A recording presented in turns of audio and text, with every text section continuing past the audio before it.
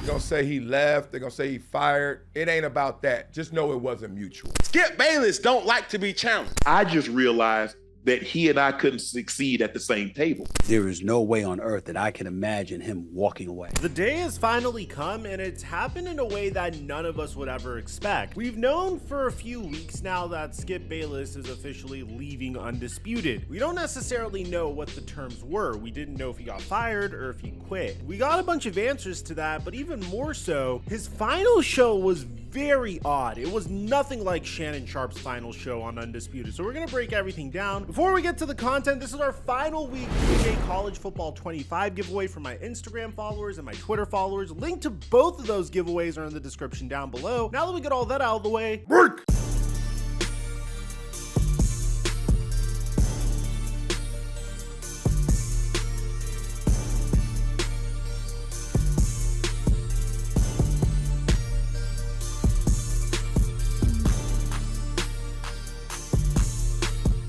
Mic check 1 2 1 2. What's going on, everybody? Skip Bayless has a very complicated legacy whenever it comes to sports journalism. You either absolutely despise him, find him quite humorous, or if you happen to be LeBron James, never acknowledge his existence at all whatsoever. Regardless, Skip Bayless has been in this industry since 1972 when he looked like this. I feel like I'm the most hated guy in town. Now I can't go back to the morning news for fear of being gunned down by the guards.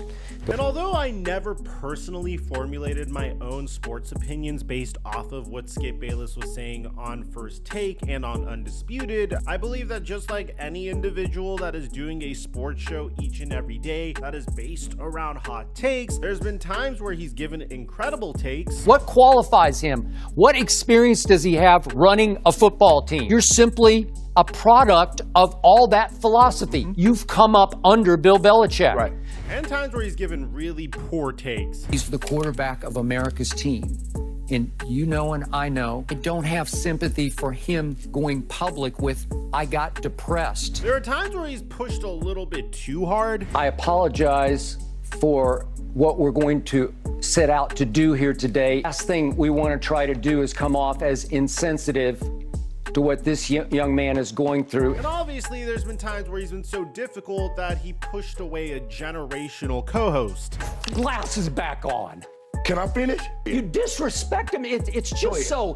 You know what? It's beneath your dignity. Okay? I'm going to have at it because I'm going to have at you. Love him or hate him, there's no question about it. He's a legend in our industry. A lot of people have been making this joke saying that LeBron James's career outlasted Skip Bayless. But Skip Bayless has been doing this since 1972. And while I could understand resenting him for creating the modern hot take culture in sports debate shows, you can't deny the fact that in terms of bringing entertainment value to the television, this man is an absolute legend, creating multiple successful sports debate shows and experiencing a generational run in success on two major networks that unfortunately came to a screeching halt last summer. At this point, you guys know what happened last summer. Shannon Sharpe left Undisputed. Undisputed had to take a brief hiatus, and Skip Bayless was left scrambling. I mentioned this on the channel during the time it was happening. To pause a sports debate show, a daily sports debate show, right before NBA free agency is to start is absolute insanity. My evil twin brother, Flight Mike,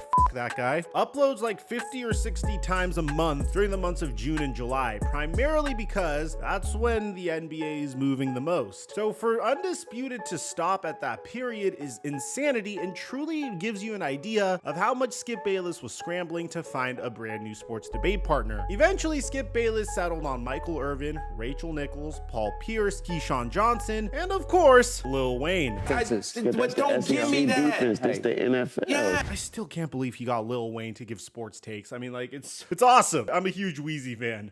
But another thing that people don't talk about is the fact that Skip also alienated Jenny Taft. So he no longer had a moderator. So he was left to moderate his own show, and the results were, well... You don't have time because you guys talk too much, and so I can't. I've run out of time here. I know you just I did. Yes, you talk too much. I personally tried to watch the new Undisputed. I just couldn't. I mean, Shannon Sharpe and Skip Bayless were like peanut butter and jelly, and although Shannon Sharpe is doing fine on First Take with Stephen A. Smith, and of course Shannon Sharpe Sharp's main gig isn't First Take anymore, it's his online content, I can't help but feel like Skip Bayless and Shannon Sharpe had way more chemistry than Stephen A. Smith and Shannon Sharpe. But again, Shannon Sharpe primarily has been focusing on the online content space, and as he should. The man's greatest achievement over the past year in terms of online content had nothing to do with sports. It was his interview with Cat Williams. Shannon Sharpe could have a Michael Strahan-like ascension, and he could become even more dominant than Michael Strahan if he keeps going on the path that he's going. His potential in regards to content and media knows no limits. I truly believe that Shannon Sharpe just wouldn't be able to stay with Skip Bayless on Undisputed, whether Skip Bayless pushed him out or not. But regardless, it's been a tough year for Undisputed in its ratings, and as a result, eventually, after a year of the new Undisputed running, it was leaked to the media that Skip Bayless was going to leave Undisputed. Now, this is where things get really odd, because if you guys remember, Shannon Sharpe's final Undisputed was very emotional. I mean, really, you had Shannon Sharpe crying on camera and telling Skip Bayless this. You lay your head on that pillow at night. I gave you everything I had.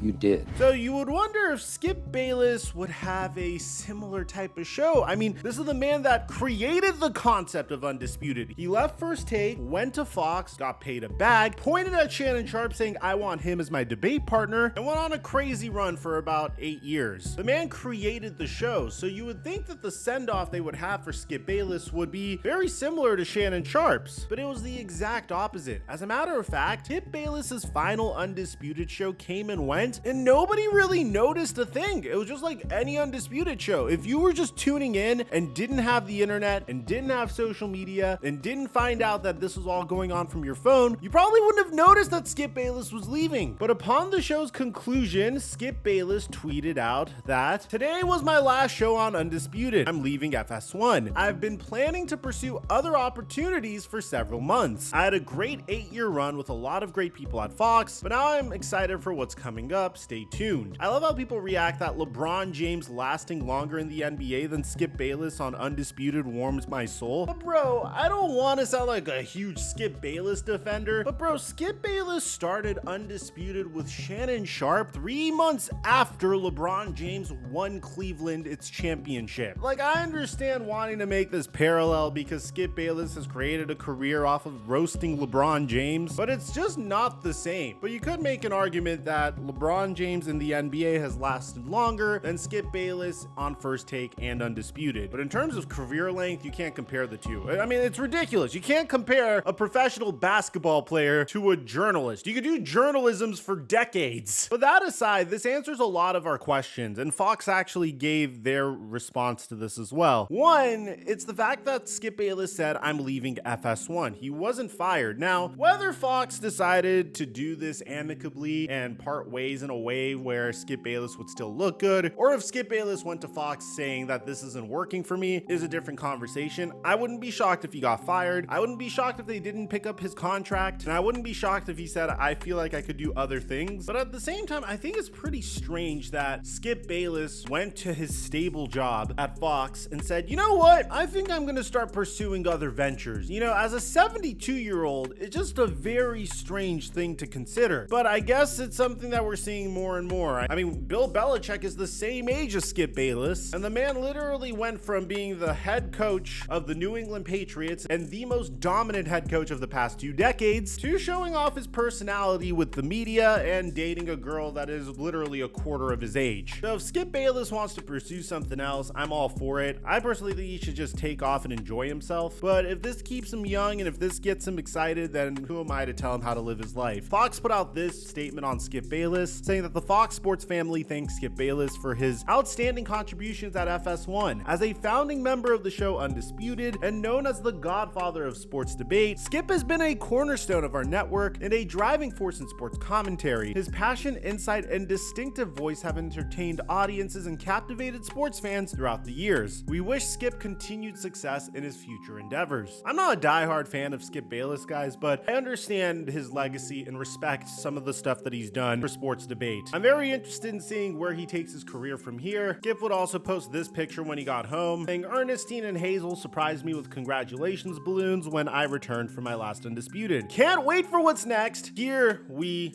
go. For those of you guys saying that this man was not successful, I mean, just look at his home, man. This guy lives in the hills. Like, there's no way you could look at him and say that he wasn't successful at what he was trying to do. I think it's pretty incredible that he's actually looking to pursue a new venture, and I'm very interested in seeing what it is, because in the case of Shannon Sharpe, you knew what his next venture was. He had Club Shay Shay that was popping off. You knew that he was going to get into online content more, and then he went on and created Nightcap and doubled down on Club Shay Shay while also making appearances on First Take. Brilliant decision for Shannon Sharpe. In the case of Skip Bayless, his podcast isn't really getting that many numbers. Maybe he changes his podcasting format, because my big issue with the way he does podcasts is it's literally just sitting there and watching him read off of a paper. I mean, like, bro, at least get a teleprompter or something, or at least bring on some guests. But at the same time, I don't know if Skip Bayless has a lot of friends from his time in the industry to bring on as guests. He's always struck me as a bit of a lone wolf that found a lot of success that was despised by a lot of his peers. Very interested in seeing what his next move is, but regardless, I have a lot of gratitude and appreciation for what Skip Bayless has done for Sports Debate. But Undisputed is officially over. There's a huge question of what's the future going to look like. After all, this was the morning slot on Fox Sports. So what's Fox Sports' plan in order to replace Skip Bayless' morning slot? Well, according to Front Office Sports, FS1 executives believe that First Things First star Nick Wright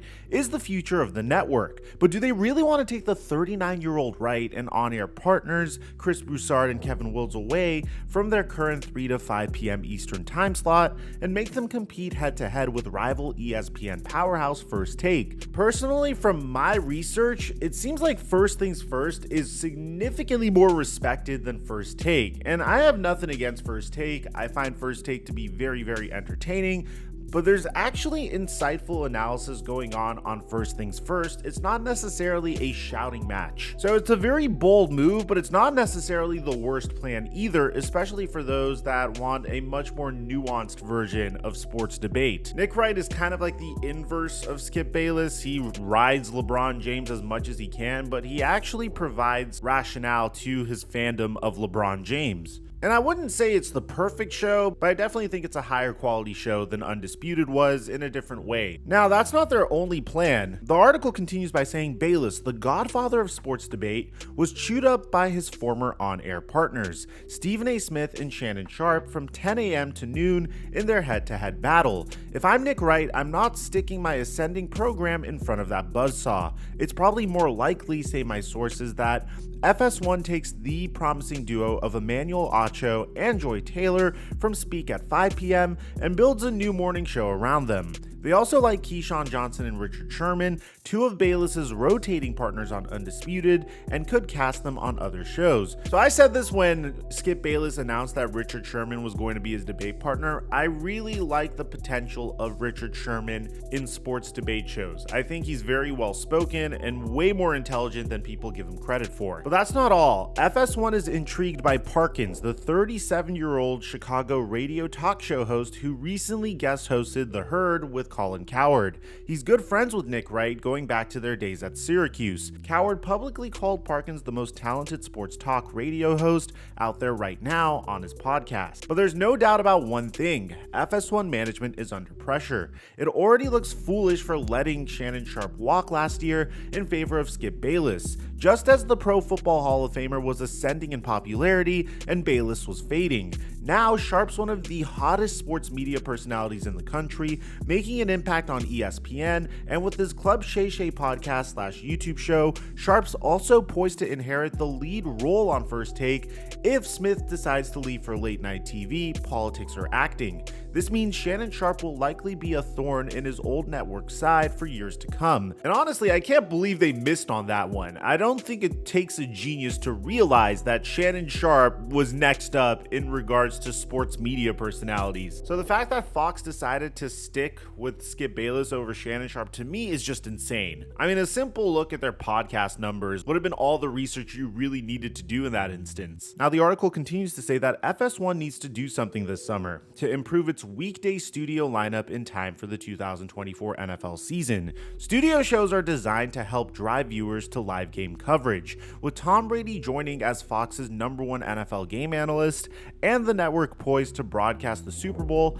The sports cable network needs a healthy studio lineup. One of the many puzzling things about Bayless's tenure was how FS1 let him talk nonstop about the NBA when Fox doesn't have the NBA's game rights. But it's also critical that FS1 keeps Coward happy. Even when Bayless was around, the former ESPNer was FS1's biggest star and innings eater. But the 60-year-old Coward's contract expires early next year, with his owned and operated podcast network The Volume becoming a huge success. Coward could split off on his own, a la Bill Simmons and Joe Rogan, or ESPN can make a run for Coward for its own weekday lineup, especially if Pat McAfee doesn't last. According to a source, the thing that holds that entire network together is call-in. Just like ESPN's day is dependent on Stephen A., FS1's day is dependent on Colin Coward. If you missed our last video, man, it's not looking so good for the LA Chargers. I'll leave a link to that in the end screen, and aside from that, I'm your boy Mike, and I'm dropping our mic